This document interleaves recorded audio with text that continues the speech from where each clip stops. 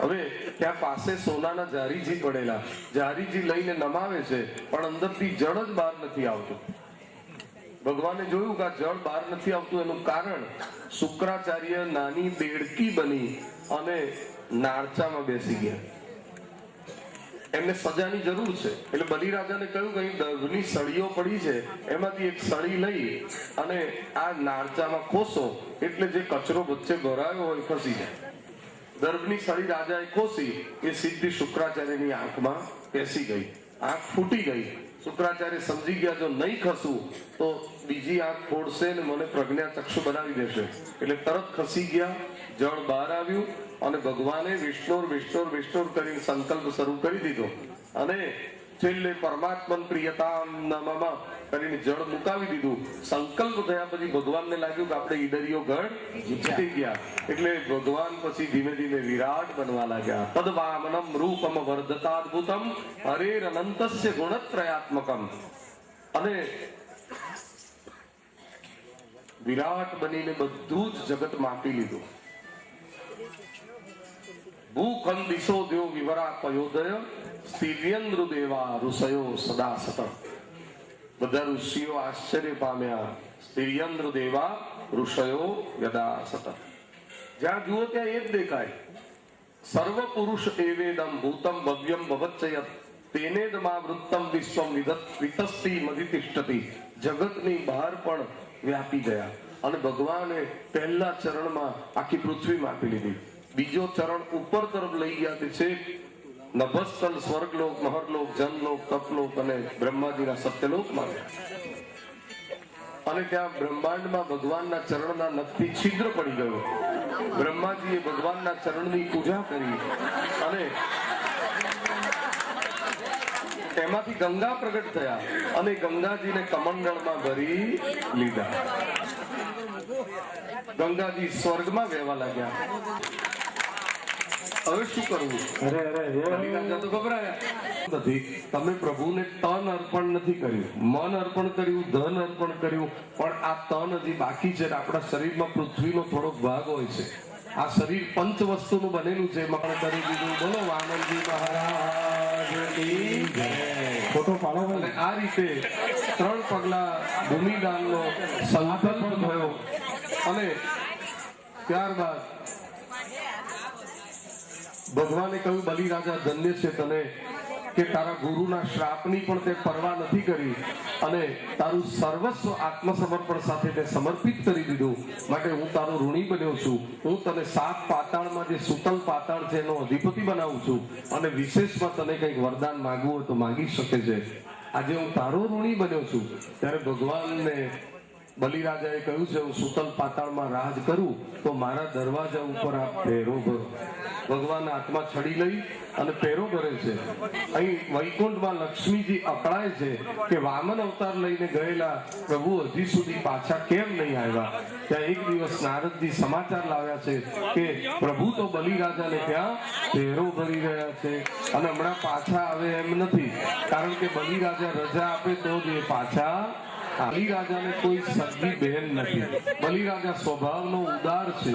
માટે આપ વૈકુંઠમાંથી પાતાળમાં પધારો, બલિરાજાને તમારા ધર્મના ભાઈ બનાવો અને પછી બળેવ સુધી ત્યાં રોકાઓ અને બળેવના દિવસે રાખડી બાંધી અને વીટ પસલીમાં કઈ માંગવાનું કે એમાં તમે ભગવાનને છોડાવી દો. કહ્યું કે મહારાજ બલિ, હું એક બ્રાહ્મણની પત્ની છું અને મારે પિયરમાં કોઈ જ નથી. સાસરીની 4 દિવાલમાં અકળાવું છું ત્યારે એમ થાય છે કે પિયર જવું તો ક્યાં જવું. જેમ આપને કોઈ બેન નથી એમ મારે કોઈ ભાઈ નથી.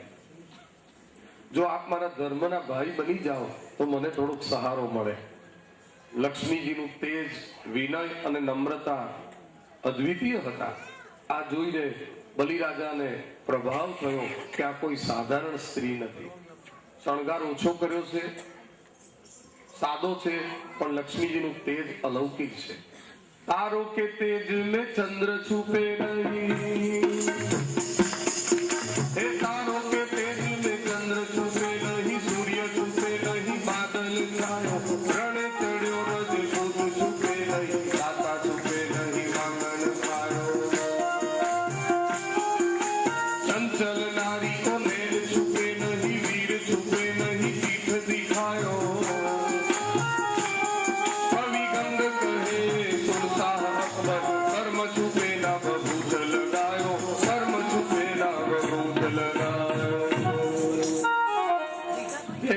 તમે સુખેથી અહીં રહો. આજથી આ બલિરાજા તમારો ભાઈ છે અને તમે એના બેન છો. તમે મારા મોટા બેન, હું તમારો નાનો ભાઈ. લક્ષ્મીજી તો ત્યાં રોકાયા અને લક્ષ્મીજી તો દિવસો ઉપર દિવસો ગણવા લાગ્યા. બળેવ જલ્દી આવે ને તો હું અહીંથી છૂટી થઉં ને એ છૂટા થાય. પણ બલિરાજાના ઘરમાં સમૃદ્ધિની છોડો ઉડવા લાગી. જેના દરવાજે નારાયણ પહેરો ભરતા હોય અને લક્ષ્મીજી ભીતરમાં બિરાજતા હોય ત્યાં શું કમી હોય. આ બેનના પગલા બહુ સારા છે. એ હવે અહીંથી જાય નહીં તો સારું, પણ બેન બરાબર તિથિ ગણતા.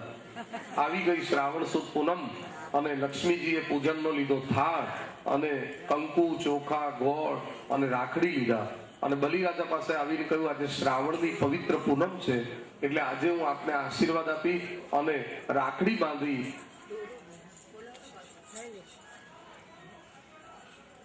અને તમારો આભાર વ્યક્ત કરવા માંગુ છું.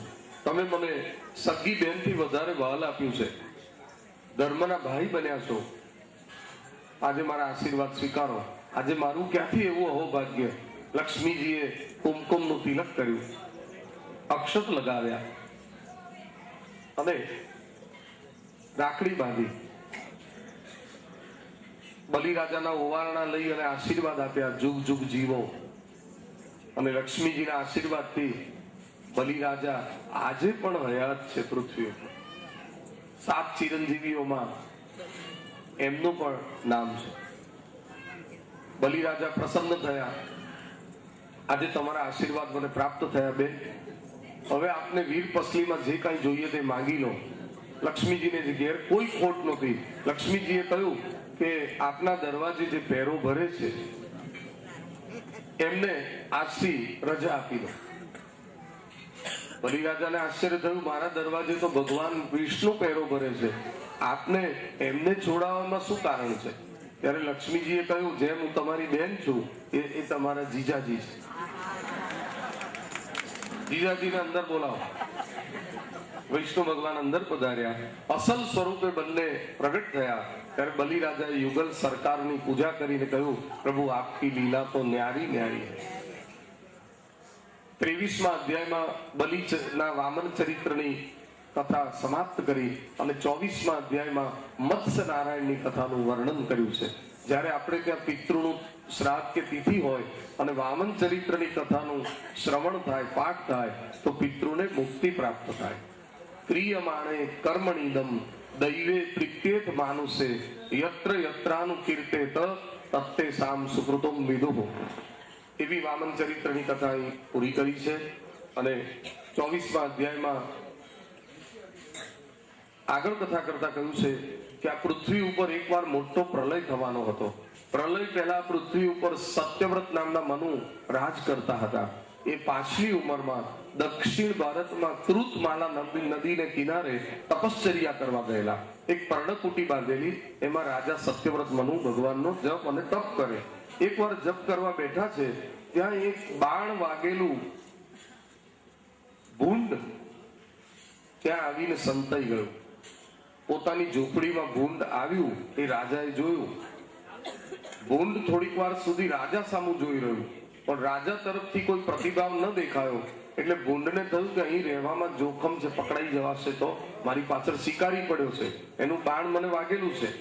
એટલે ભૂંડ પાછું ઝૂંપડીમાંથી નીકળી અને ઝૂંપડીની બાજુમાં ગીચ ઝાડી હતી એમાં સંતાઈ ગયું. શિકારી થોડી જ વારમાં એને શોધતો શોધતો આવ્યો.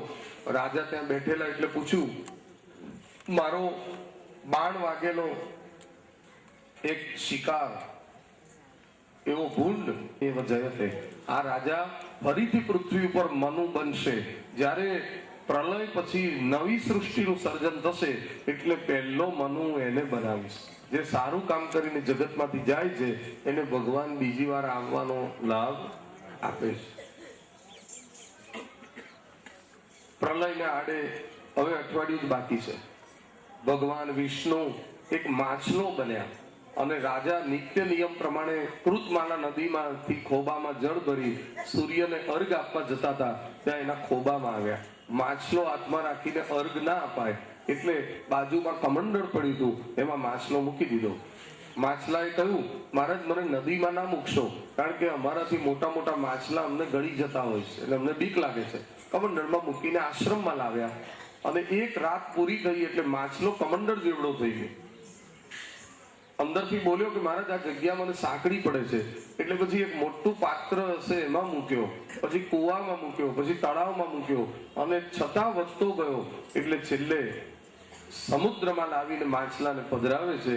ત્યાં માછલામાંથી વિષ્ણુ ભગવાન પ્રગટ થયા છે. બોલો મત્સ્ય નારાયણ ભગવાન કી જય.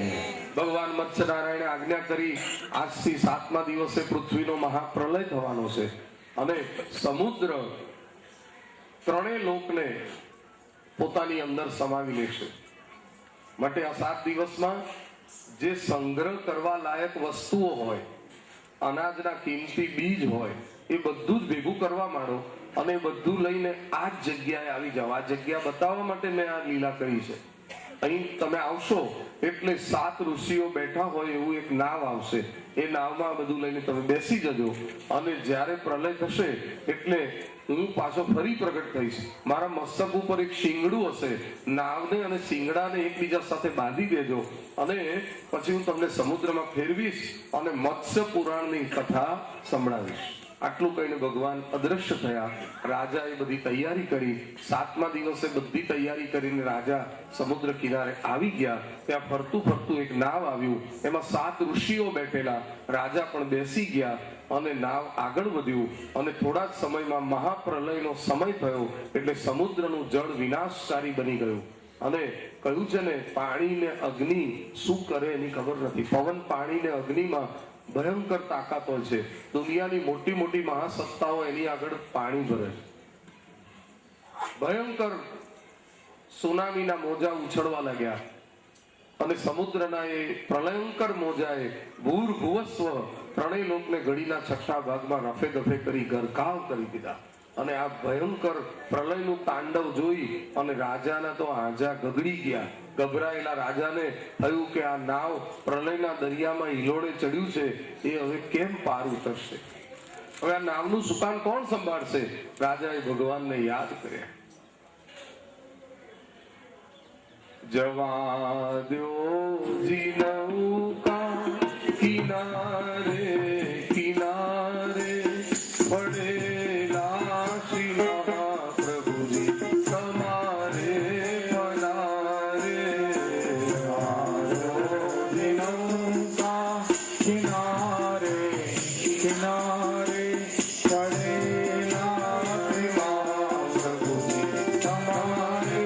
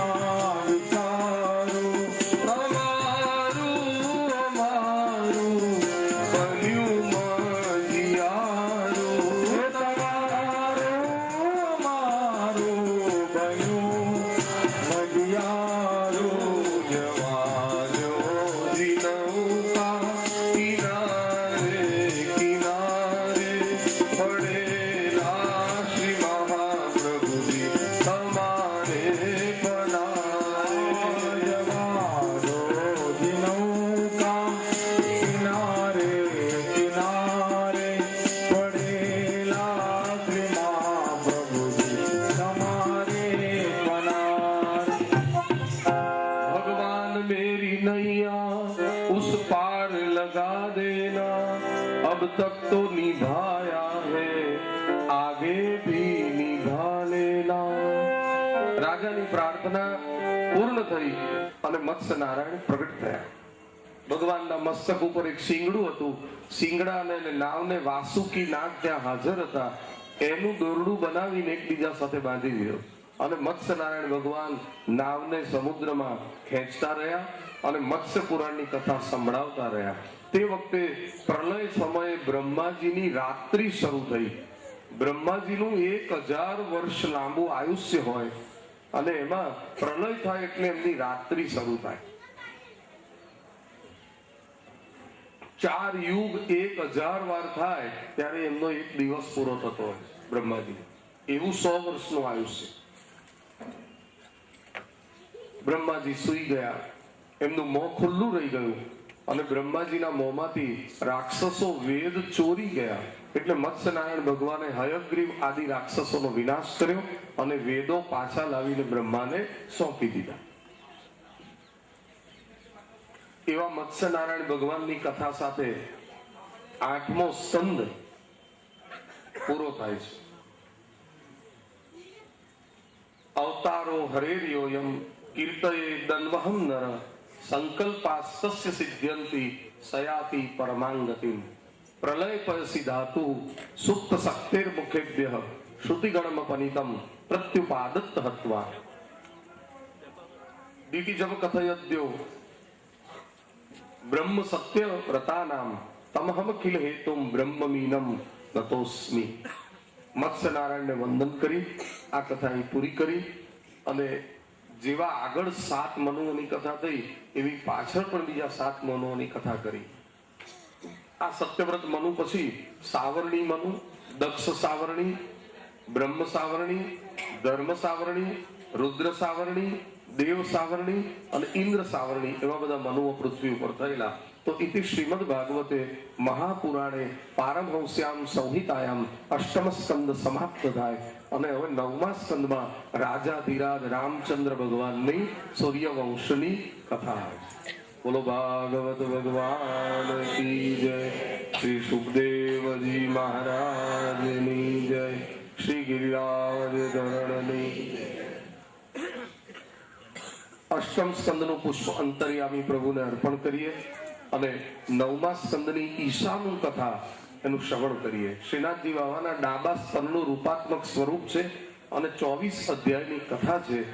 રાજા પરીક્ષિત વિનંતી કરે છે કે મન્વંતરાણી સર્વાણી ત્વયોક્તાની કૃતાની મે વીર્યાનંત વીર્યસ્ય હરેસ્તત્ર કૃતાની ચ. આપે કહી અને મેં મનુઓની કથા ખૂબ સાંભળી, હવે મને ભગવાનના અવતારની કથા સંભળાવો. તો સુખદેવજી મહારાજ વર્ણન કરતા કહે છે કે પહેલા સૂર્યવંશની કથા થશે, પછી ચંદ્રવંશની કથા થશે. પહેલા ભગવાન જગતને મર્યાદા ધર્મ સમજાવે છે, પછી પુષ્ટિ પુરુષોત્તમ થઈને આવે છે. સૂર્યવંશમાં રાજાધિરાજ રામ અને ચંદ્રવંશમાં ભગવાન શ્યામ. રામચંદ્ર ભગવાન અયોધ્યામાં, કનૈયો પ્રગટ થયો મથુરા. રામજી પ્રગટ થયા રાજમહેલમાં, કનૈયો પ્રગટ થયો જેલમાં. રામજી પ્રગટ થયા બપોરે 12 વાગે, કનૈયો પ્રગટ થયો રાત્રે 12 વાગે. રામ પ્રગટ થયા સરયુના કિનારે, કનૈયો પ્રગટ થયો યમુનાના કિનારે. રામના નાના ભાઈ લક્ષ્મણ શેષનાગ છે, કૃષ્ણના મોટા ભાઈ બળદેવજી શેષનાગ છે. રામ મર્યાદા પુરુષોત્તમ છે, કૃષ્ણ પૂર્ણ પુરુષોત્તમ છે. રામ કરે તે કરો, કૃષ્ણ કહે તે કરો. રામની લીલા જેવું અનુકરણ કરવું અઘરું છે અને કૃષ્ણની લીલાનું રહસ્ય સમજવું અઘરું છે. જગ મેં સુંદર હૈ દો નામ, ચાહે કૃષ્ણ કહો યા રામ. બોલો રામ રામ રામ, બોલો શ્યામ શ્યામ શ્યામ. આદિનારાયણ ભગવાનના નાભીમાંથી કમળ થયું, કમળમાંથી પ્રજાપિતા બ્રહ્મા થયા, બ્રહ્માજીના મનમાંથી મરીચી ઋષિ, મરીચી ઋષિના પુત્ર કશ્યપ, કશ્યપને ત્યાં વિવસ્વાન સૂર્ય અને સૂર્યને ઘેર છાયા અને સંજ્ઞા નામની 2 પત્નીઓ છે.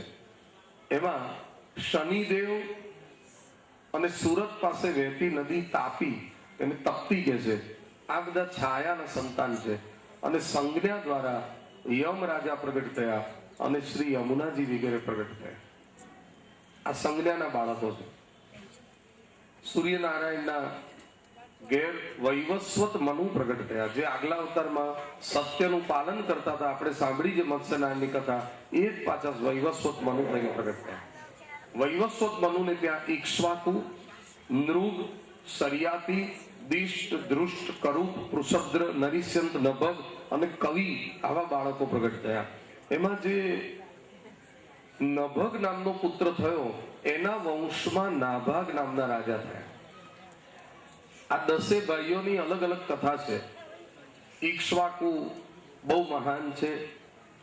એમનો ભાઈ નૃગ બ્રાહ્મણોના શ્રાપથી દ્વારકાના એક બગીચાના કુવામાં કાચંડો બન્યો છે. એક ભાઈ સરિયાતી એની કન્યા સુકન્યાએ રાફડામાં તપ કરવા બેઠેલા ચ્યવન મુનિની આંખો ભૂલથી ફોડી છે, એટલે સુકન્યાને ચ્યવન સાથે પરણાવેલી. અને અશ્વિની કુમારોએ ચ્યવન ઋષિને અનેક ઔષધિના પ્રયોગ કરી અને યુવાન બનાવેલા. માટે શિયાળામાં ચ્યવન ઋષિના નામથી ચ્યવન પ્રાશ બજારમાં મળે. એમનો એક ભાઈ પૃષદ્ર ગાયોની રક્ષા કરતો હતો. વશિષ્ઠ મુનિની ગૌશાળા જંગલમાં હતી, એ સાચવતો હતો. પણ એકવાર ચોમાસાના વરસાદમાં પવનની લહેરોમાં હાથમાં તલવાર અને વિરાસન વાળીને બેઠેલો, પણ ઊંઘ આવી ગઈ એટલે એક વાઘ અંદર બેસી ગયો. ગાયો દોડાદોડ કરવા લાગી, એટલે વીજળીના અજવાળામાં જે જગ્યાએ વાઘ દેખાયો ત્યાં પૃષદ્રએ તલવારનો પ્રહાર કર્યો. વાઘ ખસી ગયો, એટલે વાઘનો તો થોડો કાન જ કપાયો, પણ ગાયો દોડાદોડી કરતી હતી, એમાં કપિલા નામની શ્યામ રંગની ગાયનું મસ્તક કપાઈ ગયું. એટલે વશિષ્ઠ મુનિએ કહ્યું, અજાણતા પણ તે ગૌ હત્યા કરી છે, એટલે તું ચાંડાળ યોનીમાં જજે. પછી એક ભાઈનું નામ છે નભગ. એને કે 4-5 દીકરા છે, એમાં સૌથી નાનો નાભાગ છે. નાભાગ જ્યારે ગુરુકુળમાં ભણીને ઘેર આવ્યો ત્યારે એના બધા ભાઈઓએ બધો લાખ ભાગ વહેંચી લીધો. નાભાગ વધારે ભણવા રહ્યો, એના ભાઈઓ ઓછું ભણીને ઘેર પહોંચ્યા, એટલે બધાએ લાખ ભાગ વેચી લીધો. જ્યારે નાભાગ ઘેર ગયો એટલે કહ્યું કે હવે કોઈ ભાગ વધ્યો નથી, તારું નામ જ નાભાગ. એટલે એને એના પિતા નભગને કહ્યું કે મારા ભાઈઓએ મારી સાથે આવો અન્યાય કર્યો. ત્યારે નભગ રાજાએ કહ્યું, બેટા તું વિદ્યારૂપી ધન કમાઈને આવ્યો છું. કોઈ આપણો ભાગ લઈ જાય છે, પણ કોઈ આપણું ભાગ્ય નથી લઈ જાય. માટે તું અત્યારે જંગલની અંદર અંગીરસ કુળના બ્રાહ્મણો એક 15 દિવસનો મોટો યજ્ઞ કરી રહ્યા છે, પણ એમાં જે 15 દિવસે વિધિ કરવાની હોય એ એમને આવડતી નથી. તું જઈને શીખવાડ, એટલે તને સારી એવી દક્ષિણા આપશે. નાભાગે જઈને શીખવાડી, એટલે આ બધી વિધિ શીખીને બ્રાહ્મણો એ બધી વિધિ કરીને બધી યજ્ઞ પૂરો થયો, એટલે પુષ્કળ ધન મૂકીને બ્રાહ્મણો જતા રહ્યા. ત્યારે પેલો નાભાગ બધું લેવા ગયો, તે જ વખતે રુદ્ર નામના દેવ પ્રગટ થયા અને એમણે કહ્યું કે કોઈ પણ યજ્ઞને અંતે વધેલો ભાગ એનું નામ રુદ્ર ભાગ કહેવાય. એટલે ખરેખર આના ઉપર મારો હક લાગે. તો પણ નાભાગે જરા પણ અકળાયા વિના વંદન કર્યા. રુદ્રદેવ, જો આ તમારા જ હકનું હોય તો તમે લઈ લો. રુદ્રદેવ એની નમ્રતા જોઈને પ્રસન્ન થયા અને કહ્યું, મારા ભાગનું બધું જ હું તને આપી દઉં. તો એનું નસીબ ખુલી ગયું, નમ્રતા રાખી દો. એ નાભાગને ઘેર અમરીશ નામનો દીકરો થયો અને અમરીશ રાજા સૂર્યવંશનો વૈષ્ણવ રાજા બન્યો. અયોધ્યાનો રાજા છે, પણ એના મહેલમાં સેવા દ્વારકાધીશ ભગવાનની છે. આપણે શ્રીનાથજી જઈએ ત્યાં બાજુમાં કાંકરોલી નગર છે, ત્યાંના રાજાએ પોતાની બધી જ સંપત્તિ વલ્લભપુરને અર્પણ કરેલી છે. ત્યાં જે સ્વરૂપ બિરાજે છે, કાંકરોલી મધ્યે બિરાજે, જ્યાં રાય સાગર ગાજે, એવું શ્રી દ્વારકાધીશનું નામ અમને પ્રાણ થયા. એ સ્વરૂપ કાંકરોલી વાળું આ રાજાને ત્યાં બિરાજતું હતું અયોધ્યા. અને રાજા 100 રાણીના પતિ હતા, છતાં પણ 8 પહોરની ઠાકોરજીની રાજ સેવા કરતા હતા. સવઈ મનઃ કૃષ્ણ પદાર વિંદયો વચાંસી વૈકુંઠ ગુણાનુવર્ણને કરો હરેર મંદિર માર્જનાદિસુ શ્રુતિમ ચકારા ચુત સત કથોદય. 8 પહોર સેવા કરે, વહેલી પરોળે જાગે અને સરયુ કિનારે સ્નાન કરી અપરસમાં જલ ભરી લાવે, ઠાકોરજીને જગાડે, મંદિરમાં બુહારી કરે, શણગાર અને સેવા કરે, ભગવાનની કથાઓ સાંભળે.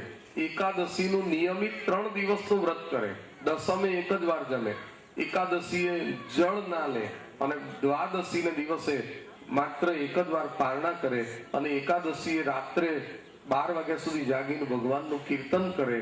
અને કદાચ કોઈ દિવસ રાત્રે જાગી જાય તો એ સોનાની ઘંટીમાં ઠાકોરજીની સામગ્રી દળવા બેસી જાય. અમરીશ મહારાજના ઠાકોરજી એક જ દિવસમાં 52 મણ મરી વપરાય એટલી સામગ્રી આરોગતા. દરરોજ દિવસ ઉગે એટલે 52 મણ મરી વપરાય, તો બીજું બધું કેટલું વપરાતું હશે? આ રસોડાનો વિષય છે. અને એ બધો પ્રસાદ ગરીબોને, બ્રાહ્મણોને, ગાયોને, વૈષ્ણવોને બાંટવામાં આવે. તો તે વખતની સમૃદ્ધિ કેટલી બધી હશે? અમરીશ રાજાની સેવાથી પ્રસન્ન થઈ ભગવાને સુદર્શન ચક્ર એની સેવામાં મૂકી દીધું. એક દિવસ અમરીશ મહારાજે 12 મહિના સુધી એકાદશીનું વ્રત કર્યું અને કારતક મહિનામાં એનું ઉદ્યાપન કરવાનું હતું. એટલે વિદ્વાન બ્રાહ્મણોને લઈ અને યમુના કિનારે પધાર્યા. યમુના કિનારે ઉદ્યાપનની વિધિ કરી રાત્રે 12 વાગ્યા સુધી જાગીને ભજન કીર્તન કર્યા. ધન્ય એકાદશી, એકાદશી કરીએ તો વૈકુંઠ પામીએ. અને પછી 11 ઉજવી અને 12ના દિવસે પોતાના મહેલમાં આવ્યા. આજે પારણા કરવાના હતા ત્યાં જ બારણામાં દુર્વાસા મુનિની 10,000 શિષ્યો સાથે પધરામણી થઈ. અમરીશ રાજાએ સ્વાગત કર્યું. આવો આવો સંત સુહાગી, અમ ભવની ભાવટ ભાગી, અમે બની ગયા બળભાગી. જેના ઘરમાં સંતોના ચરણા, એના ટળતા જન્મ ને મરણા. જાગી જીવન જ્યોતિ જાગી, અમ ભવની ભાવટ ભાગી, અમે બની ગયા બળભાગી. દુર્વાસાનું સ્વાગત કર્યું. બાપજી, આજે એકાદશી વ્રત ઉદ્યાપનના પ્રસંગે આપ પધાર્યા છો એ અમારું અહોભાગ્ય છે. તો આજે આપના પધારવાથી સોનામાં સુગંધ પડી છે. આપ અહીં પ્રસાદ લેજો.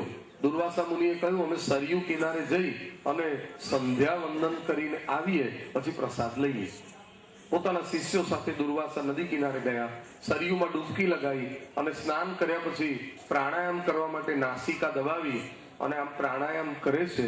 એ જ વખતે એમને એવી સમાધિ લાગી ગઈ, સમાધિ છૂટી જ નહીં.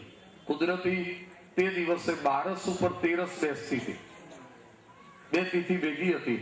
12ની તિથિ જ્યાં સુધી પહોંચતી હોય ત્યાં સુધીમાં જ પારણા કરવા પડે તો જ આ 12 મહિનાનું વ્રત પડે. હવે રાજા માટે તો ધર્મ સંકટ થઈ ગયું. 12ની તિથિ પૂરી થવા આવી તો પણ દુર્વાસા આવ્યા નહીં. હવે જો દુર્વાસાને મૂકીને પારણા કરે તો પણ એ ગુસ્સે થઈ જાય. રાજાએ બ્રાહ્મણોને કહ્યું, આ ધર્મ સંકટમાંથી મને કોઈ રસ્તો બતાવો. ત્યારે બ્રાહ્મણોએ કહ્યું કે ભગવાનને જે થાળ અને જારીજી ધર્યા છે ને એમાંથી તુલસીનું દલ અને જારીજીનું જલ એ 2 લઈ લો એટલે પારણા કર્યા કહેવાય અને ભોજન ન કર્યું કહેવાય. એટલે તુલસીનું દલ અને ઠાકોરજીનું જારીજીનું અધરામૃત જલ 2 લઈ અને પારણાની વિધિ પતાવી દીધી. હવે દુર્વાસા મુનિ આવે પછી વાત. એટલામાં દુર્વાસાની સમાધિ છૂટી. અને આમ સમાધિ છૂટી એટલે જોયું માથે સૂરજ આવી ગયો છે અને આખી તિથિ બદલાઈ ગઈ છે. કદાચ મારા લીધે થઈ અને રાજાનું 12 મહિનાનું વ્રત તૂટી તો નહીં હોય. હું રાજમહેલમાં જઈશ અને જો રાજા હસતા હસતા મને લેવા આવશે તો મારે સમજી જવાનું કે વ્રત નથી તૂટ્યું. પણ રાજાનો ચહેરો ઉદાસ હશે તો સમજી જવાનું કે વ્રત તૂટ્યું છે. હમણાં જવું એટલે ખબર, ફેસ રીડ્સ ધ હાર્ટ. તરત દુર્વાસા મુનિ અયોધ્યાના ભવનમાં આવ્યા અને તે વખતે રાજા અમરીશ મહારાજને ખબર પડી. અમરીશ મહારાજે એમનું સામૈયું કરવા આવ્યા. પધારો બાપજી, આપની તો રાહ જોવાય છે. અને રાજા હસતા હતા એટલે એમનો ચહેરો જોઈને દુર્વાસા સમજી ગયા કે વ્રત તૂટ્યું નથી, તિથિ બદલાઈ ગઈ. કદાચ એને પારણા કરીએ લીધા હોય. એટલે કહ્યું કે અમરીશ મહારાજ, શું પારણાની વિધિ થઈ ગઈ? તો કે હા, હમણાં જ થઈ ગઈ. હું ક્યારનો આપની રાહ જોતો હતો. તો એક બાજુ અમને જમવાનું નિમંત્રણ આપે છે, બીજી તરફ અમને મૂકી અને તે પારણા કર્યા જ કેમ?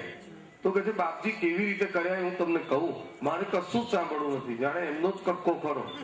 અને ગુસ્સામાં આવેલા દુર્વાસાએ એક શબ્દ ના સાંભળ્યો અને પોતાની જટા છોડી અને જટામાંથી એક વાળ તોડ્યો અને એ વાળને નીચે પટક્યો અને એ વાળમાંથી કૃત્યા નામની શક્તિ પ્રગટ કરી અને એ શક્તિને કહ્યું કે અમરીશને મારા અપરાધનું શું ફળ છે બતાવ્યું. કૃત્યા નામની શક્તિ અમરીશ તરફ ફરી. અમરીશ મહારાજે નેત્રો બંધ કરી ભગવાનનું સ્મરણ કર્યું. સુદર્શન ચક્ર હાજર થયું. જેના માટે શ્રીજી બિરાજે એને દર દુનિયામાં કોનો લાગે?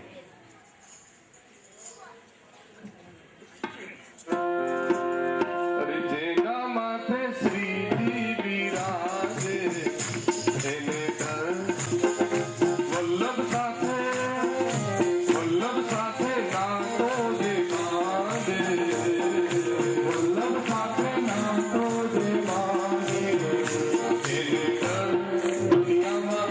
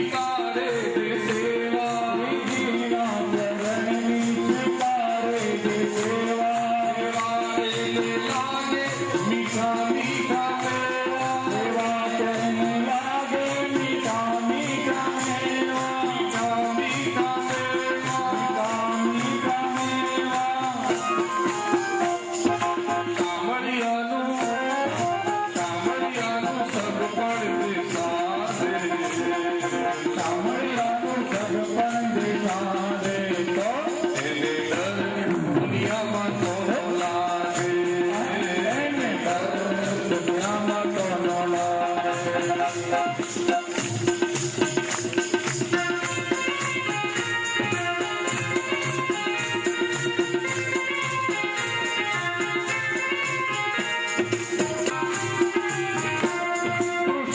દેવા સ્વામી સ્વામી રાધા કૃષ્ણ દેવા સ્વામી સ્વામીની રાધા શ્રી યમુનાજી આવી હૃદયમાં બિરાજ્યા યમુનાજી આવી હૃદયમાં બિરાજા હૃદયમાં બિરાજ્યા હૃદયમાં બિરાજા ઓ યમરાજાનો ભય તો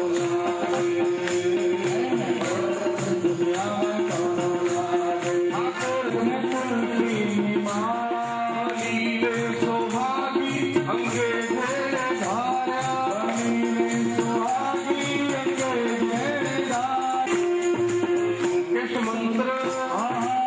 કેશ મંત્ર અષ્ટાક્ષર જાપે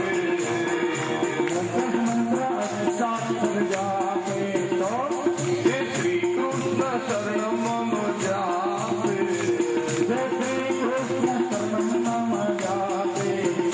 એને ડર દુનિયામાં કોનો લાગે એના માટે શ્રીજી બિરાજે એને ડર દુનિયામાં કોનો લાગે એમની પાસે જ પહોંચી જાઓ ગયા ભગવાન વિષ્ણુ પાસે ભગવાને કહ્યું સુદર્શન ચક્ર અમારું ખરું પણ અત્યારે અમરીશ મહારાજની સેવામાં છે આપે અપરાધ કર્યો છે અમરીશનો અને માફી માંગો મારી એમાં મેળ ના પડે જો અમરીશ તમને માફી આપે અને અમરીશ મહારાજ પ્રાર્થના કરે તો જ આ સુદર્શન શાંત થાય બધે ફર્યા પછી દુર્વાસા અમરીશ મહારાજની પાસે આવ્યા અમે ક્ષમા માંગી ત્યારે અમરીશ રાજા પરમ વૈષ્ણવ હતા એમણે પોતાની દીનતા પ્રગટ કરી અને બિલકુલ અભિમાન કર્યા વગર સામેથી એમણે પણ માફી માંગી કે મારા લીધે આપને જે કષ્ટ પડ્યું એ બદલ હું માફી માંગુ છું અને એ અમરીશ મહારાજની પ્રાર્થનાથી સુદર્શનનો વેગ શાંત થયો અને આ ચમત્કાર જોઈને દુર્વાસા નમસ્કાર કરી ગયા અને નક્કી કર્યું કોઈની ભક્તિમાં દુર્વાસના ઊભી કરવી નહીં ભંગ પાડવો નહીં નહીંતર દુર્વાસા જેવી દશા થાય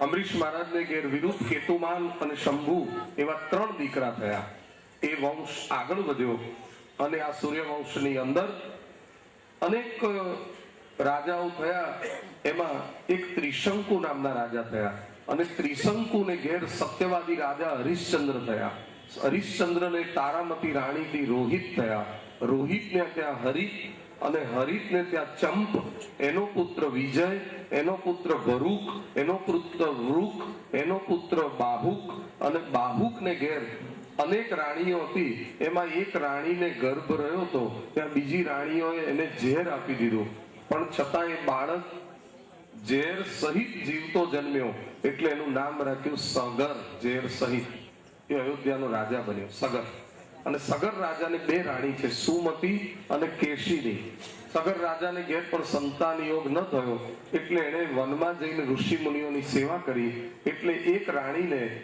એક દીકરો જન્મ્યો એનું નામ રાખ્યું અસમંજસ અને બીજી રાણીને એક તુંબડું જન્મ્યું તુંબડામાંથી 60,000 બાળકો બહાર આવ્યા એટલે રાજાને ઘેર ટોટલ 60,000 ને એક દીકરા પણ સૌથી મોટો દીકરો અસમંજસ છે અસમંજસને પરણાવ્યો અને એને ઘેર પાછો એક દીકરો થયો એનું નામ રાખ્યું અંશુમાન અસમંજસ એવો દુષ્ટ હતો કે અયોધ્યાની પ્રજાને ત્રાસ આપતો હતો અયોધ્યાના નાના નાના બાળકોને નાવમાં શેર કરાવવાનું કારણ બતાવી અને સરયુ નદીમાં વચ્ચે લઈ જઈ અને ડૂબાડી દેતો લોકોએ ફરિયાદ કરી એટલે સગર રાજાએ પોતાના મોટા દીકરા અસમંજસનો દેશ નિકાલ કરી દીધો તું અમારા દેશમાંથી નીકળી જા અને દીકરાનો દીકરો જે અંશુમાન હતો એને પોતાની પાસે રાખ્યો પાછલી ઉંમરમાં સગર મહારાજે એક મોટો અશ્વમેઘ યજ્ઞ કર્યો યજ્ઞનો ઘોડો છૂટો મૂક્યો એ ઇન્દ્ર મહારાજે ચોરી લીધો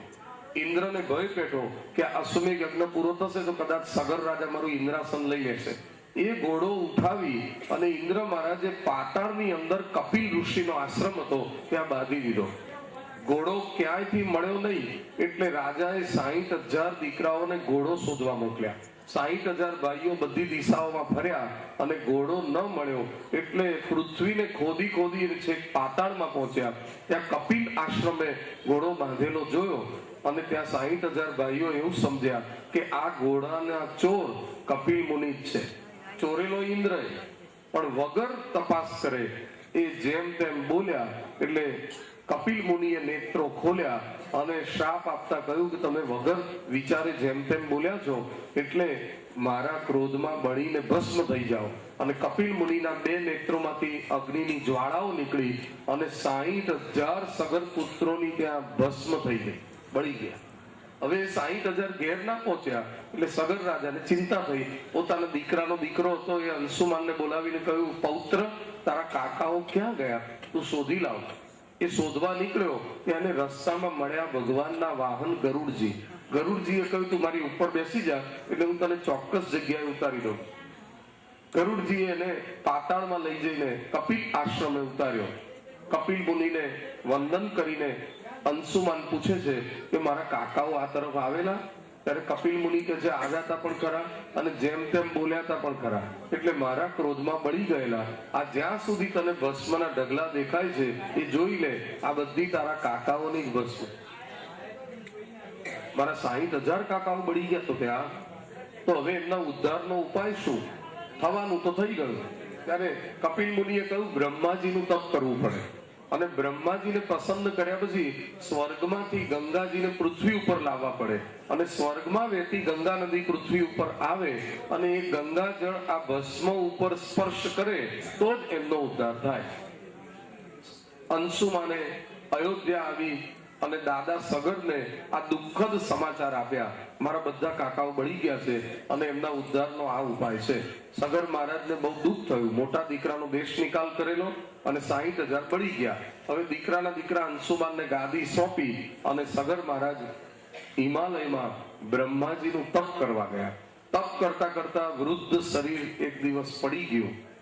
બ્રહ્માજી પ્રસન્ન ના થયા એટલે અંશુમાને નક્કી કર્યું મારા દાદાની અધૂરી ઈચ્છા હું પૂરી કરીશ.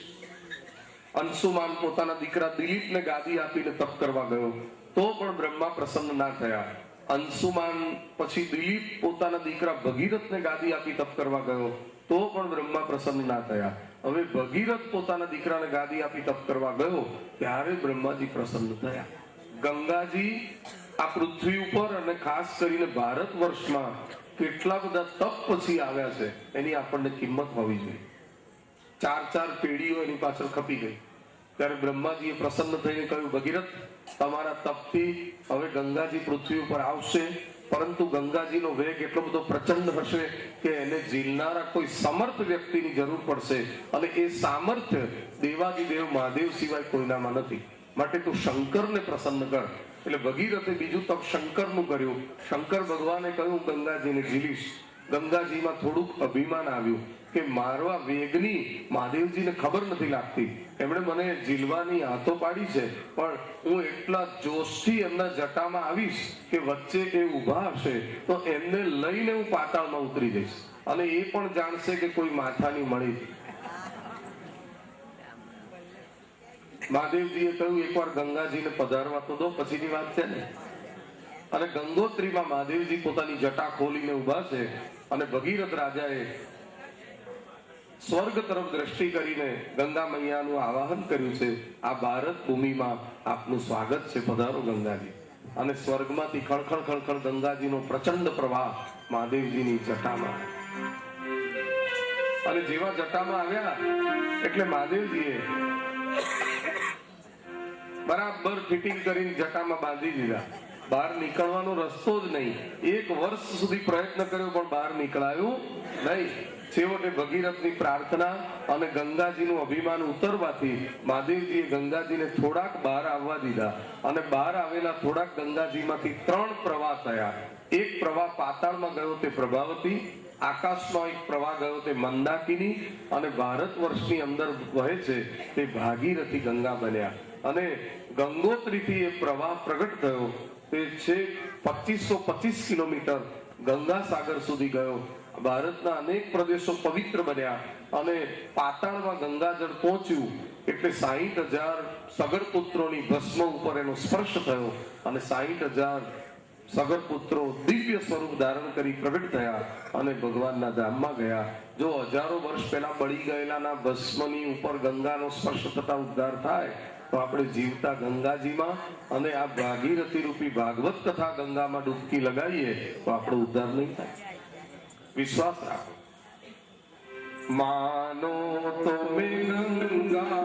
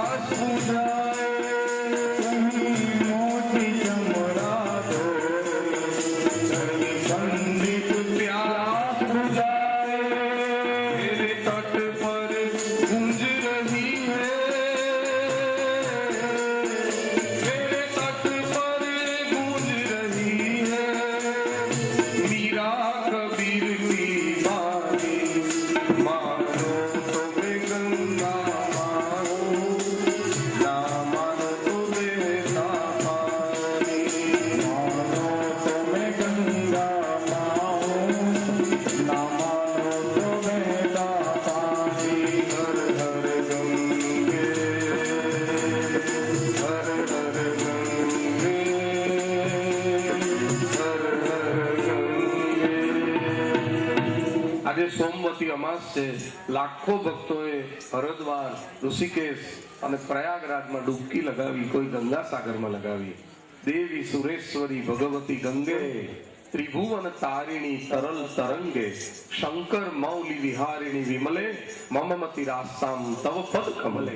એવા ગંગાજીના ચરણમાં પ્રણામ કરીએ અને આ રીતે ગંગા અવતરણની સુંદર કથા ભાગવતજીમાં શ્રવણ કરાવી છે. હવે ભગીરથ ના ઘેર શ્રુત, નાગ એવા પુત્રો થયા છે.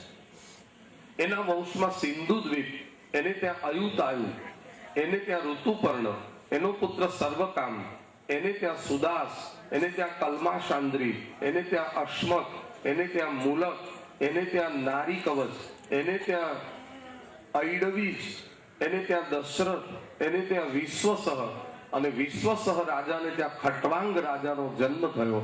જે ખટવાંગ રાજાને સુખદેવજીએ પહેલા દિવસે યાદ કરેલા, અડધી જ ઘડીમાં પોતાનો ઉદ્ધાર કરનારો ખટવાંગ. અને ખટવાંગને ઘેર દિલીપ નામના રાજા થયા. દિલીપે નંદિની નામની ગાયની ખૂબ સેવા કરી એટલે એને ત્યાં પ્રતાપી પુત્ર રઘુ થયા. રઘુએ આ પૃથ્વી ઉપર સર્વદક્ષિણી યજ્ઞ કરેલો. સર્વદક્ષિણી યજ્ઞમાં પહેરેલા વસ્ત્ર રાખી અને બધું જ દાનમાં આપી દેવું પડે. આવો યજ્ઞ કોઈ બીજાએ નહીં કરેલો એટલે એ વંશનું નામ રઘુવંશ પડ્યું. અને રઘુ રાજાને જ્યાં અજ નામનો પુત્ર થયો, અજને ત્યાં ઇન્દુમતી નામની રાણી છે, એને ત્યાં સાર્વભૌમ ચક્રવર્તી મહારાજ દશરથ થયા. ખટ્વાંગાદ દીર્ઘબાહુશ્ચ રઘુસ્તસ્માત પૃથુશ્રવા અજસ્તતો મહારાજ તસ્માત દશરથો ભવત. દશરથ રાજા અયોધ્યા નરેશ છે, એમને ત્યાં 3 રાણી છે, કૌશલ્યા, કૈકેયી અને સુમિત્રા. દશરથ મહારાજ ભર યુવાનીમાં એકવાર મૃગ્યા રમવા ગયા અને ત્યાં શબ્દવેદી બાણ છોડાતા શ્રવણ વિંધાઈ ગયો. એના અંધ મા બાપે પુત્ર વિરહમાં પ્રાણ છૂટવાનો શ્રાપ આપ્યો. પરંતુ દશરથ રાજાને ઘેર દીકરો નહીં થયો, કારણ કે એકવાર રાવણ દશરથને ત્યાં કરવેરો માંગવા આવ્યો. દશરથ રાજાએ કહ્યું કે હું મારા અયોધ્યાના કમાડ બંધ કરાવું, એ તું તારા 20 હાથથી ખોલ તો હું તને કર આપું. અયોધ્યાના કમાડ બંધ કરાવવામાં આવ્યા અને રાવણ 20 હાથથી ખોલવા મથ્યો તો પણ અયોધ્યાના દરવાજા ખોલી શક્યો નહીં. એટલે શર્મિંદો બની ગયો અને એને બ્રહ્માજીનું તપ કર્યું અને બ્રહ્માજી પાસે વરદાન માંગ્યું કે દશરથજીના શરીરથી કોઈ દિવસ પુત્ર ન થાય એવું મને વરદાન આપો. રાવણે આવું વરદાન માંગી લીધું. એટલે દશરથજીના શરીરથી પુત્ર થવાનો જ નથી. આજે દશરથજીની ઉંમર પ્રૌઢ જેટલી થઈ છતાં એમને ત્યાં સંતાન યોગ ન થયો. એટલે પોતાના મનની આ વ્યથા કુલગુરુ વશિષ્ઠને કહી. વશિષ્ઠ મુનિએ આનો ઉપાય શૃંગીને પૂછ્યો. ત્યારે શૃંગીએ કહ્યું, આપણે યજ્ઞ દ્વારા પુત્ર પ્રાપ્તિ કરીશું. એટલે શૃંગી મુનિ તમસા નામની નદી છે ત્યાં લઈ ગયા અને ત્યાં પુત્ર કામેશથી યજ્ઞ કર્યો. અને યજ્ઞની પૂર્ણાવતી વખતે યજ્ઞકુંડમાંથી અગ્નિનારાયણ પાયસનો પ્રસાદનો ચરુ લઈને પ્રગટ થયા. એ પ્રસાદનો ચરુ અગ્નિનારાયણે શૃંગીને, શૃંગીએ વશિષ્ઠને, વશિષ્ઠે દશરથજીને આપ્યો. અને દશરથજીએ એ ચરુના 2 ભાગ કર્યા. એમાંથી અડધો કૌશલ્યાને આપ્યો અને અડધો હતો એના પાછા 2 ભાગ કર્યા. એક કૈકેયીને અને એક સુમિત્રાને આપ્યો. એમાં કૈકેયીને ખોટું લાગી ગયું કે મને પહેલા કેમ ના આપ્યો, મારે આ જમવો નથી, આ પ્રસાદ મારે જમવો નથી એવો વિચાર કર્યો. ત્યાં આકાશમાં એક સમડી ઉડતી હતી. એને તરાપ લગાવી અને કૈકેયીના હાથમાંથી પ્રસાદનો ચરુ લઈ ગઈ. સમડી ઉડતી ઉડતી આગળ વધી. કોઈ સરસ જગ્યા મળે તો ત્યાં બેસીને આ પ્રસાદ હું જમી જઉં. ત્યાં અચાનક સમડીની ચાંચમાંથી આકસ્મિક એ ચરુ છટકી ગયો અને નીચે આવવા લાગ્યો. નીચે આવેલો એ ચરુ પવનના સુસવાટામાં ગમે ત્યાં પડે એમ હતો. પણ નીચે અંજન નામનો પર્વત હતો. ત્યાં કેસરી નામના વાનર રહેતા હતા. એની પત્નીનું નામ હતું અંજની. અને અંજની ખોબો ધરીને શંકર ભગવાનને મનાવતી હતી, મને એક સંસ્કારી પુત્ર અને પ્રતાપી પુત્ર આપો. કુદરતી પવન દેવે એ પ્રસાદનો ચરુ અંજનીના ખોબામાં લાવીને મૂક્યો. અંજનીએ પ્રસાદ જોતા વિચાર કર્યો, શંકર ભગવાને જ આ પ્રસાદ મોકલ્યો છે. અને શંકરનું સ્મરણ કરીને જમી ગયા. રામ અને હનુમાન એક જ પ્રસાદમાંથી જન્મ્યા. શંકર સુવન કેસરી નંદન, તેજ પ્રતાપ મહાજગબંદન. અને અંજની માતાને ગર્ભ રહ્યો, ત્યાં હનુમાન પ્રગટ થયા. અને કૈકેયીના હાથમાંથી પ્રસાદ જતો રહ્યો એટલે કૌશલ્યા અને સુમિત્રાએ થોડોક પ્રસાદ આપ્યો. 3 રાણીઓના પેટમાં પુનિત પ્રસાદ ગયો અને 3 રાણીઓ ગર્ભવતી થયા. અને ભગવાન રામના પ્રાગટ્યની પૂર્વ ભૂમિકા તૈયાર થઈ ગઈ. આ દશરથ અને કૌશલ્યા એ આગલા અવતારની અંદર મનુ અને શત્રુપા હતા. એમણે નૈમિષારણ્યમાં એક પગે ઉભા રહીને 10,000 વર્ષ તપ કરેલું. ભગવાને દર્શન આપ્યા એટલે કહ્યું કે અમને તમારા જેવો પુત્ર આપો. પણ ભગવાને કહ્યું મારા જેવો બીજો ન હોય એટલે હું જ તમારે ત્યાં આવીશ. પણ એ સમયે હિરણ્યાક્ષ ને હિરણ્યકશ્યપ એ રાવણ અને કુંભકર્ણ થઈને જન્મેલા. રાવણે પોતાના કાકાના દીકરા કુબેરની લંકા નગરી પડાવી દીધેલી અને લંકામાં મહાદેવજીનું તપ કરી અનેક સિદ્ધિઓ પ્રાપ્ત કરેલી અને દેવોને વશ કરેલા. પોતાની સત્તા, શક્તિ અને સંપત્તિનો દુરુપયોગ કરેલો. ઋષિ મુનિઓ પાસે કરવેરો માંગેલો. ઋષિ મુનિઓએ પોતાના લોહીનો એક કુંભ ભરીને આપેલો. ગભરાયેલા રાવણે સેવકોને કહ્યું, આ રક્ત કુંભ તમે દક્ષિણ દિશામાં દૂર દૂર જઈને, ઉત્તર દિશામાં દૂર દૂર જઈને દાટી આવો. એટલે દક્ષિણમાંથી એના સેવકો ઉત્તર દિશામાં આવ્યા અને આપણા ભારતની અંદર બિહારમાં આવી અને એ કુંભ દાટી ગયા. ત્યાં જનક રાજાનું રાજ તપે. ત્યાં ભયંકર દુકાળ પડ્યો. ઋષિ મુનિઓએ સલાહ આપી કે આપણે પર્જન્ય યજ્ઞ કરવો પડશે અને રાજાએ જાતે સોનાના અળથી ધરતી ખેડવી પડશે. એટલે જનક રાજા સોનાના અળથી ધરતી ખેડે છે. ત્યાં એ હળ ફરતું ફરતું પેલો કુંભ દાટ્યો તો ત્યાં આવ્યું. કુંભને ટકરાયું અને એમાંથી સાક્ષાત જનની જાનકી પ્રગટ થયા. રામ પહેલા સીતાજીનું પ્રાગટ્ય થયું છે થોડાક સમય પહેલા. આ રીતે સીતાજી પ્રગટ થયા અને તે સમયે પૃથ્વી ઉપર રાવણ કુંભકર્ણની જેમ મારીચ, સુબાહુ, તાડકા, શૂર્પણખા, કબંધ, વાલી, ખર, દૂષણ, કબંધ એવા ભયંકર રાક્ષસો પ્રગટ થયેલા. એટલે ભગવાન ભૂમિનો ભાર ઉતારવા આવવાના જ હતા. એમના પ્રાગટ્યનો સમય નક્કી થયો. ચૈત્ર માસ શુક્લ પક્ષ નોમની તિથિ, અભિજીત મુહૂર્ત અને મધ્યાહન કાળ. જોતજોતામાં એ સમય નજીક આવી ગયો. ચૈત્ર સુદ નોમના દિવસે આખું અયોધ્યાનું આકાશ દેવોના વિમાનથી ભરાઈ ગયું અને દેવતાઓ ભગવાનને પ્રગટ થવા માટે પ્રાર્થના કરે છે. જય જય સુર નાયક, જન સુખદાયક, પ્રણત પાલ ભગવંતા, ગો દ્વિજય હિતકારી, જય અસુરારી સિંધુ સુતા પ્રિય કંતા. દેવતાઓને બ્રહ્માજીએ સૂચના આપી છે, બહુ જાહેરાત નથી કરવાની, માટે તમે પ્રાર્થના કરીને તરત પાછા આવો અને સુર સમૂહ બિનતી કરી પહોંચે નિજ નિજ ધામ. જગ નિવાસ પ્રભુ પ્રગટે અખિલ લોક વિશ્રામ. અને આ તરફ અયોધ્યાની અંદર રામ, લક્ષ્મણ, ભરત અને શત્રુઘ્નના પ્રાગટ્યની પૂર્વ ભૂમિકા તૈયાર થઈ ગઈ છે.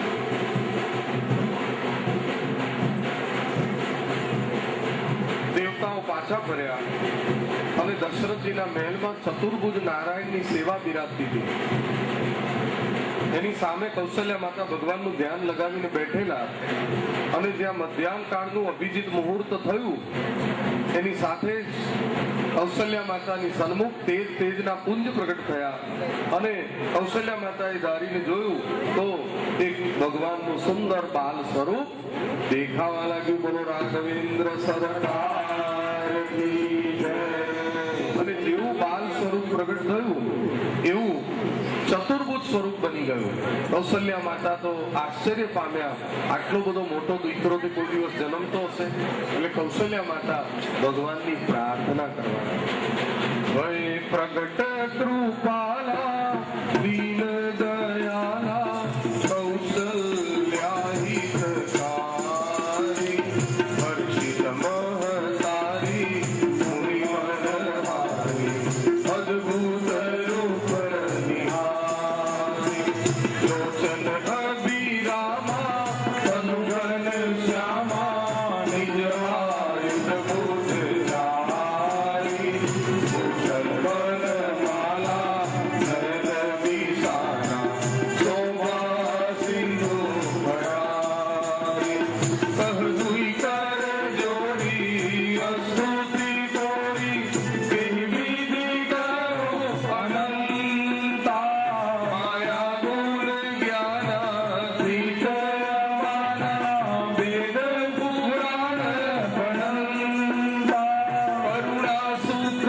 સાગર સબ ગુણ આગર દેગા વૈકૃતિ સંતા સો મમ હિત લાગી જનુરાગી સ્વયં પ્રગટ શ્રી કંતા બ્રહ્માંડની કાયા નિર્મિત માયા રોમ રોમ પ્રતિવેદ રહે મમ ઉર્સ બાસી અવતાસી સુનત ધીરમતી કિરણ ઉપજા જબ જ્ઞાના પ્રભુ મુસલકાના સરિત મરોડ વિધિ કિન્ન ચરે દીદે શ્રી સુલીલા અતિ શ્રીય શ્રીલા યસુ પરમ ચરિત જે ગાવઈ હરિપદ પાવઈ તેન પરિભવ ચરિત જે ગાવઈ હરિપદ પાવઈ તેન પરિભવ સુની બચર સુજાના રોદન થાના હોઈ બાલક સુર ભૂપા. અને કૌશલ્યા માતાની પ્રાર્થનાથી પ્રભુ આપ આટલા મોટા વિરાટ છો, આપના રોમ રોમમાં બ્રહ્માંડ દેખાય છે, હું સ્તુતિ કરવા સમર્થ નથી. બાલ સ્વરૂપ લો, મને માં કહીને બોલાવો, હું આપને ગોદમાં પધરાવીને લાડ લડાવું. ત્યારે પ્રાર્થના સાંભળી અને વિપ્રદેનું સુર સંત હિતા લિન્ન મનુજ અવતાર નિજ ઈચ્છા નિરમિત તનો શ્રી માયા ગુણ ગોપાલ સિયાવર રામચંદ્ર કી જય. અને ભગવાને પાછું બાલ સ્વરૂપ ધારણ કર્યું. દેવતાઓ પુષ્પવૃષ્ટિ કરી કરી જયકાર બોલો રામચંદ્ર.